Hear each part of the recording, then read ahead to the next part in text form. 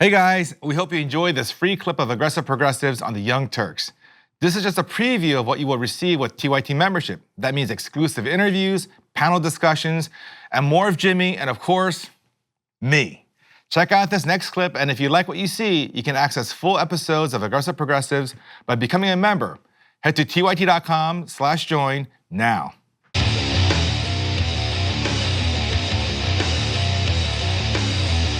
Right now in France, they're protesting over the government raising taxes on gas, 6 cents a liter, which is about a little over 25 cents a gallon. And most of the cars run on diesel there, so they're raising it on diesel and gas too on petrol. But here we go. Here's a little coverage from that protest. Elysee, and I want you to have a look up here, pretty much all the way from here to almost Place de la Concorde. The road blocked by many people wearing those yellow vests. Two crowds coming together to block off this major artery of Paris, and it looked at one point like a sea of yellow vests walking down the street. If we take a look towards the Arc de Triomphe, you can see that the traffic has been halted in some parts there as well. More people in yellow vests out. They're here to make their voices heard, and they certainly are having an impact in this part of Paris.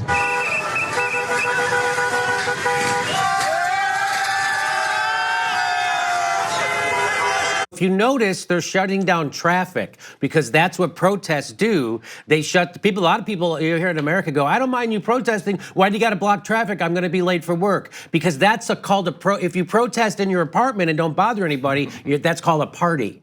That's not a protest, right? So the protest is supposed to F things up for people so they get upset and then they scream at their elected representatives to go do something. That's how protests work. They're supposed to F up traffic, and that's what they're doing in France. Back to my video.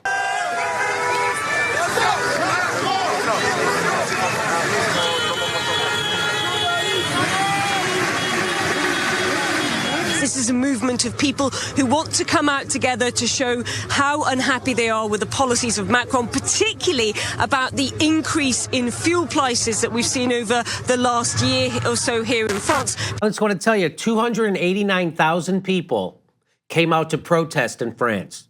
France is a little bit bigger than Texas. Did you know that? France is a little bit bigger than Texas. They got 289,000 people out to protest this on the same day. And you know how many protests, separate, different protests there were? 2,000. Imagine if there were 2,000 protests in Texas for Medicare for all in the same day. And I'm going to show you what that looks like on a map because it's kind of stark and stunning. Here we go. We've gone up by more than 20% in that time. We understand, though, that across France, up to 2,000 demonstrations. That's how many protests were in France. Imagine if there were that many protests in Texas for Medicare for all, or any state, California, New York, Virginia, Illinois. You pick the state. If there were that many protests on the same day for Medicare for all. That, by the way, that's what it's going to take. That's what it's going to take to get you Medicare for all, right there. They could have given you free college with the snap of a finger, and they didn't. They gave $200 billion more to the military instead of $60 billion for free college. So they don't give a crap about you. And they're going to F you from now until climate change kills everybody unless we do this, unless we're like that out in the streets like in France. 2,000 different protests on the same day. And that's over a gas tax. They already have Medicare for all, and they're still protesting. They already have free college. They already have Medicare for all. They already have a living wage, and they're still protesting what? Over a gas hike. And what people are saying is, why don't you tax the rich? Why are you taxing us? That's what they're saying. Why don't you tax the rich?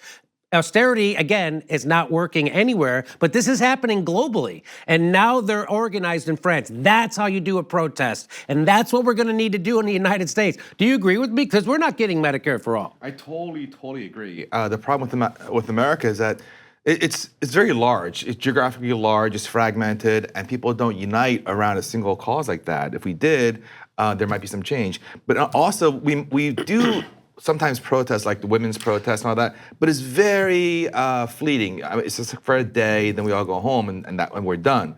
So and it's about nothing.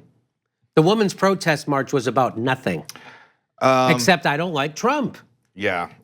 Which is not a policy. Yeah, you have to protest over a very specific policy, and the remedy that you're seeking. That's right. And you have to have that sustained. So Yes. there's pressure on politicians to make that change happen. If this is general, I don't like this type of thing, or we need to bring awareness to that, those are fine, but they're not gonna really have any lasting impact on anything. When Martin Luther King marched, they were like, we want the right to vote. We want to get rid of the Jim Crow laws. We want to have non-discrimination at lunch counters. We want to have all the right to travel, all that stuff. That's what they didn't go, we don't like Johnson. That wasn't their protest marches. We don't like the president. No, they had specific demands just like these people do. That's a real protest. The neoliberals want you to protest like the Women's March with no point to anything, not a specific policy in mind. Just go out and show your moral outrage. That's all, which is we're going to talk about later in another segment, is that's all the Democrats can offer you is a place to vent your moral outrage, but they don't really offer you solutions. Right, with no change to the actual system. So, I mean, I understand the pussy hats and the protest march, the women's marches were. Oh, you sound like Putin's body. But that's, well, you're the one showing RT videos. Okay. But I agree with you that protest has been sort of co-opted by the system. And I remember that was sort of the case in 2003, protesting against the coming Iraq war, or even back in 1990, I guess, protesting the first Iraq war. But that the system has absorbed it and has expanded to include these protests that we'll have these zones, we'll block it off. You get a permit, you march, and then there are some speakers, and I'm not opposed to that. But with the Women's March, that should have been the beginning rather than the end. That should have been okay. We are all outraged, and now here's how we're going to mobilize in the future to get to achieve X, Y, and Z. But if it is just about feeling better about yourself, I feel sad that we lost to Donald Trump. I want to do something, so I'll knit a pussy hat and go out and be with like-minded people in my home city, because there were protests all around the country, like you're talking about in Texas. Yes. But if you're not discomforting the comfortable, then the protest is inevitably going to be ineffective. It discomforted nobody. Right. Yeah. So to be clear, I don't want to diminish the people who did protest and say that our point here is that protest by itself is not enough. And if it's a protest where you go out there with your daughters and you feel great that day by being around like-minded people, then you go home and that's that. And that's that. That's just not good enough. Now, that protest did energize a lot of people to actually run for office, so there was some good that came out of it. But what we're calling here, because we are the aggressive progressives, is to do more than just that one protest, to sustain it and be a little bit more strategic about it. Identify exactly the policies that you want to change and offer some remedies as to how you would change that and fight like hell for those things to happen. For example, Medicare for all. We want that. We want universal health care. So let's fight for that and have these mass protests. Otherwise, we're not going to get it.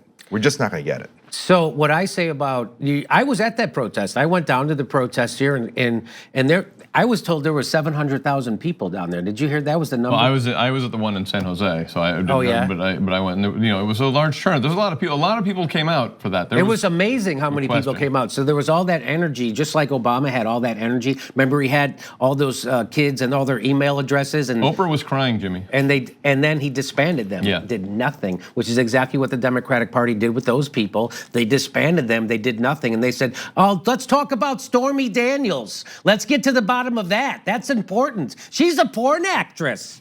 And so that's what they did. And let me tell you something about that Women's March.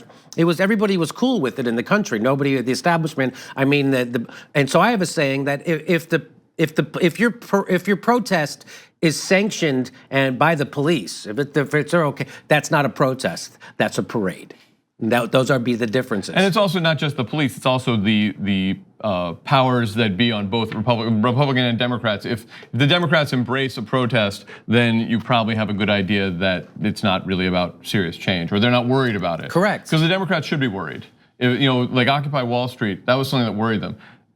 This Alexandria Ocasio-Cortez going and supporting these protesters. That obviously that's upsetting people. That's upset. So I'm with Alexandria Ocasio-Cortez and going and supporting those protesters in the Capitol building, because if people weren't upset by her and what she's doing, then it would suggest that it's not really going to change anything. That is a great point, Malcolm, which leads me right into this video I want to play. This is why we have meetings, Jimmy. You should come sometime. Alexandria Ocasio-Cortez tweeted out this video, And she is scaring people. Yeah, She is. I mean people who are neoliberals, conservatives on the right, and by on the right, I mean most of the Democratic Party. So here, she tweeted this out, this video.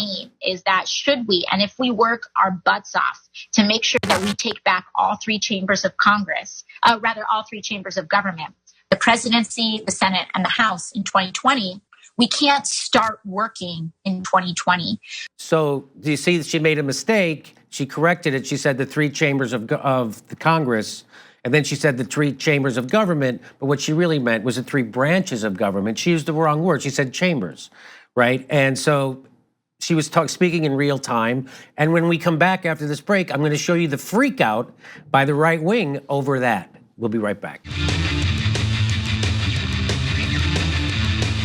Welcome back to the Aggressive Progressives. We're talking sushi, where you turned me on to that halibut fin. Yeah. That place. I turned him on to it too. He was blown away.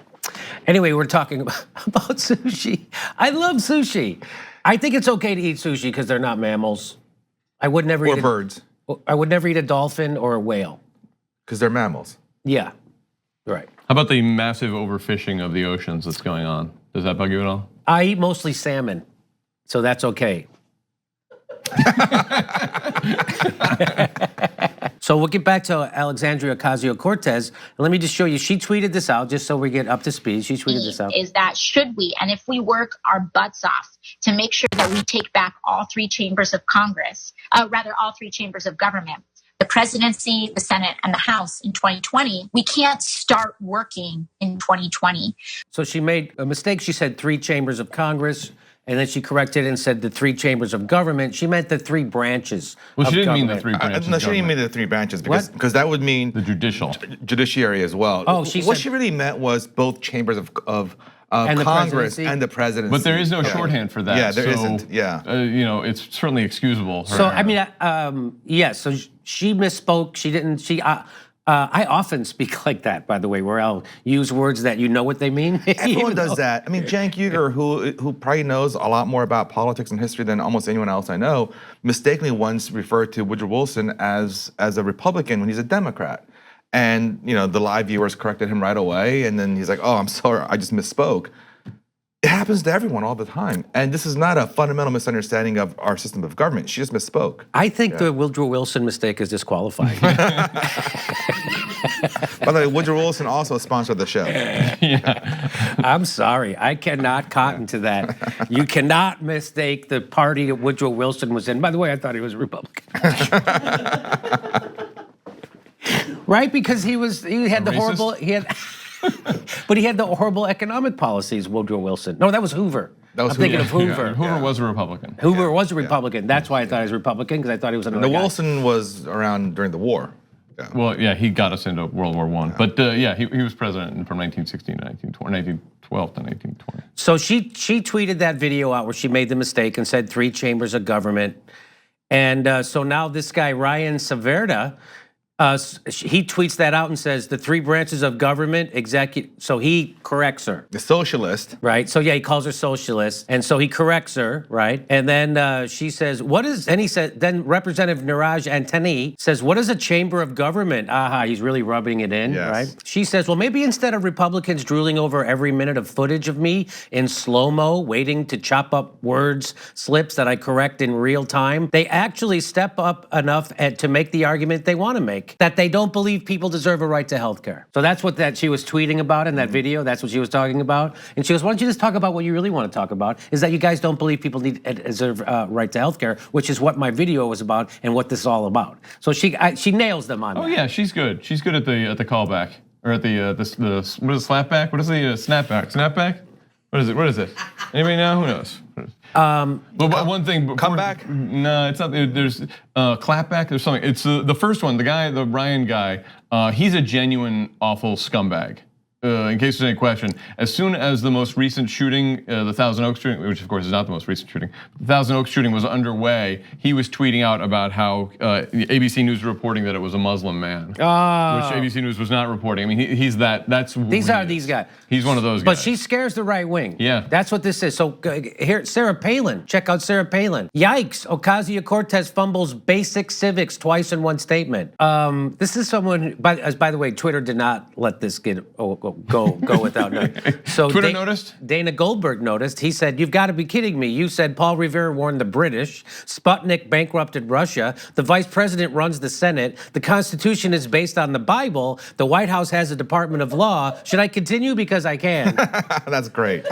Katie Couric, what newspapers did you regularly read before you were tapped for this to stay informed and understand the world? Palin, I've read most of them, again, with a great appreciation for the press, for the media. But what one specifically? Can you name any of them? And she could not name a newspaper. Here's James Morrison says, here's a list of social studies facts you got wrong, Sarah Palin, including the vice president runs the Senate, the founding father said the Pledge of Allegiance, and the White House has a Department of Law. So you know those who live in glass houses. And then Skip Awesome, which is a great name, Skip Awesome said, oh no, you should repudiate her. These are greatest hits. She has enough for a greatest hits album. And then Lauren Duca says, I can see hypocrisy from my house. Good so again, here's another one of, this is how you can tell Ocasio's scaring them. She tweeted out, how is Columbus Day a holiday, but Election Day is not? Because a lot of people have said that, I've said that. Why don't we have voting day should be a holiday? Totally. So then this guy, who's a douche to the bag, David Martosco said, AOC hasn't even started the job yet, and she's already angling for more vacation days. I bet he thought that was so clever. He did. Yeah. So this is the guy, David Martosco. He's a word geek, U.S. political editor, Ohio native, dad of daughters, husband of an opera singer, and douche of bag. So this guy, Rhino, got him. This is a really nonsensical tweet. Lots have been arguing for Election Day to be a federal holiday to make it easier for Americans to participate in its greatest democratic process long before Alexandria Ocasio-Cortez. I know this is snide, but you're embarrassing yourself and conservatives as a whole. To reduce the argument to look at the new woman angling for vacation days demonstrates a startling lack of grasp on the topic at hand, which is unbecoming of a political editor, or a superficiality in argument, in which case you should probably not be editor of anything. And I would say that is a sick burn. I think the conservatives are really coming along with their comedy. A lot of people say right-wingers, they can't be funny, but that was, It's the ring of truth that makes jokes like that funny, so when they're all based on bullshit, that's why they're not funny. I bet you laughed at that tweet as much as you laughed at the recent. And not only that, George W. Bush broke all records for vacations. No kidding. Which is only broken by Trump. And Trump is doing it right now. Oh, and the golf thing. Trump, there's always I love the thing about Trump, how there's always a tweet. Everything he does, there's always a tweet that have him criticizing Obama for the same thing. I'm thinking it's almost as if he's doing it on purpose. And like one of these days, he's just gonna start wearing tan suits. Yeah. And then there's going to be an attack on Benghazi that he's responsible for botching the response. And so he's intentionally forcing his followers to have to defend him doing the same things that Obama did and having to bend backwards and twist himself in the pretzel. And they'll do it. They will. But that's what I'm waiting for, the Benghazi, for an attack on Benghazi, for Trump to say it was because of a videotape. Like he's actually going to do that. Well, Trump already kind of did that in Benghazi, because during the election, the political season, a reporter asked him about Libya. He goes, Libya, not important. Next question. He did that? Yeah, which I thought was awesome and hilarious, because He's so 4 years earlier, a reporter asked Herman Cain about Libya. He's like, Libya. Can you repeat the question? Libya. He was like hemming and hawing, and he looked very weak. Now, obviously, Trump also knows nothing about Libya, but when he was asked a question, very strongly and forcefully, he said, Libya, not important. Next question.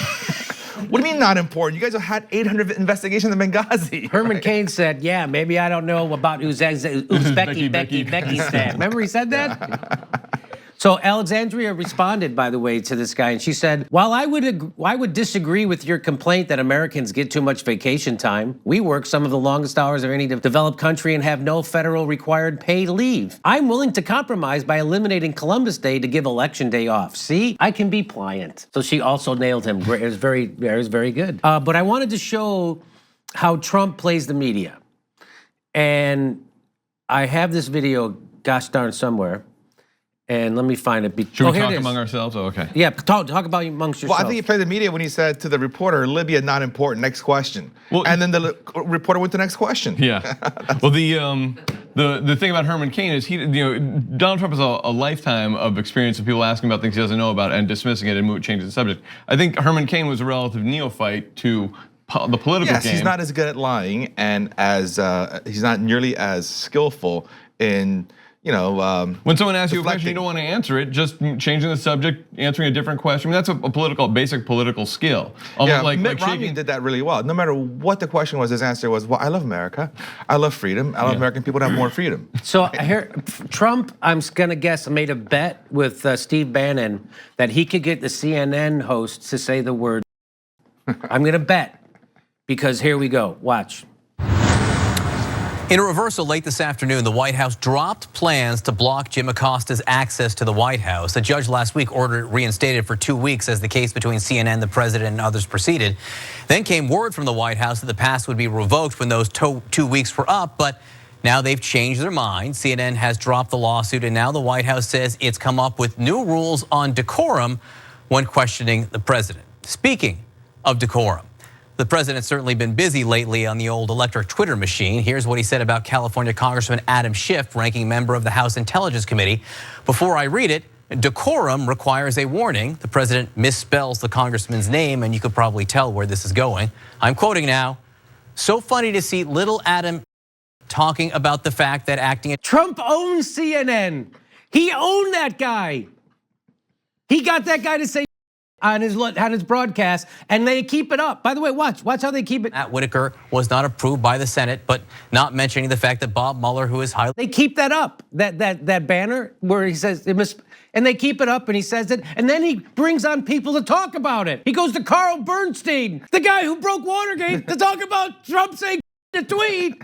Like it's a real news segment, and Trump is at home. He has got to be giggling his ass off. He probably he slipped off his golden toilet laughing so hard. You think behind the scenes, the producers at CNN, they had a production meeting and they're like, well, we can either do the Adam tweet story or the story about pulling the military the border.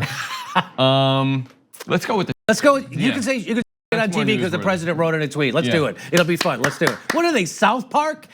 Trump owns CNN. Own them. They'll say anything he tweets.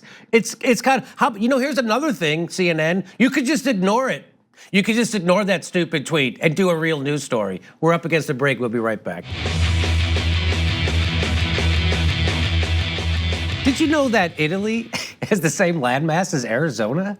It's amazing how much better stuff that you can fit in Italy. And Arizona, they're just like, that's nothing. But when you say, Jimmy, that they got 289,000 people to protest in France, and France is the same size as Texas, France's population is not the same size as the population of Texas. That's the comparison that you should be making. I'm just talking about how it looks on a map. That's what I'm talking about. When you see all those protests, imagine if it looked like that. That's what I'm talking about. Now you can play your numbers game. Yeah, that's right. All right, there's lies, damn lies, and statistics, and that's what you're doing. You got your numbers. I got my number. Kolarov had his number. That's right. I got my numbers. My numbers work. Yeah. Okay. Oh yeah. If the numbers work out, it's a sweet deal there. It's going to be a sweet deal. No, this is my deal. I'm just imagining Jimmy looking at a globe, spinning it. Oh my God, France is like similar size of Texas. Yeah. It's like a little bit bigger. I did look at the longitudinal, and Chicago matches up with Rome. And I'm like, but they're not this, anyway. All right, so I want to play this one more time so everybody can enjoy it. Where this is going. I'm quoting now. So funny to see little Adam talking about the fact that acting Attorney General Matt Whitaker was. He got him to do it. Why does he call Marcia Fudge, and then see what happens? That would be great. They'll say it. Trump tweeted out, I have to read it. I have to read it. Ask Brian Seltzer over at Reliable Sources. He'll tell you this is what we have to do. Anyway, by the way, did you see Ted Koppel totally rip Brian Seltzer to his face? No. Or Stelter? What's his name? Stelter. Yeah, he ripped him right to his face. It was hilarious. About what? He was saying, "You guys love Donald Trump. He's been and then he does this. He goes, Trump's been very good for baseball," which is kind of weird that he said that. And then he goes, and And he goes, and then Brian Stelter said, what do you mean? He said, I'm talking about ratings. You love the ratings. And Brian Stelter says, it doesn't matter if our ratings go down 40%. And the entire panel laughed right in his face. Like, there's a guy who's supposed to be the media watchdog. He's actively lying to you about how the news business works. Or he's that delusional. If your ratings went down 40%, Brian Stelter, you would be gone faster than Rick Sanchez, okay? You would be gone from that network. You would be Larry King'd out of there. You would not be if your rating, they were like, doesn't matter, ratings, schmatings. We're not in this for money, we're here to do news. Now let's bring up Trump's next tweet. Now let's read Mr. Okay, so, all right, well, let's do this story about Julian Assange. I want it because right now. So I'm a little bit embarrassed to admit this. I'm not going to admit it's too embarrassing on air. But I'll just admit it, okay? I thought Julian Assange was in Ecuador the whole time, not the Ecuadorian embassy in London. I can't believe I made that mistake. That's a big faux pas. Wait a minute, you thought what? I thought Julian Assange was in actual Ecuador the whole time, not at the Ecuadorian embassy in London. He's in the embassy in London. Right. Yes, correct. And has been for 6 years. Yes. But I thought he was in actual Ecuador. And I was thinking to myself, I hope you get to visit the Galapagos. Because they technically belong to Ecuador, so he wouldn't be leaving the country. You thought that he just had to be in Ecuador? Like, what's the big deal? He has to stay in Ecuador. Who cares? No, I thought it's inconvenient. Ecuador's a small country. It's inconvenient. It's the size of like Massachusetts. Yeah. All right. But hopefully he can go visit the Galapagos Islands. Julian Assange is not visiting the Galapagos Islands. Anyway, my bad.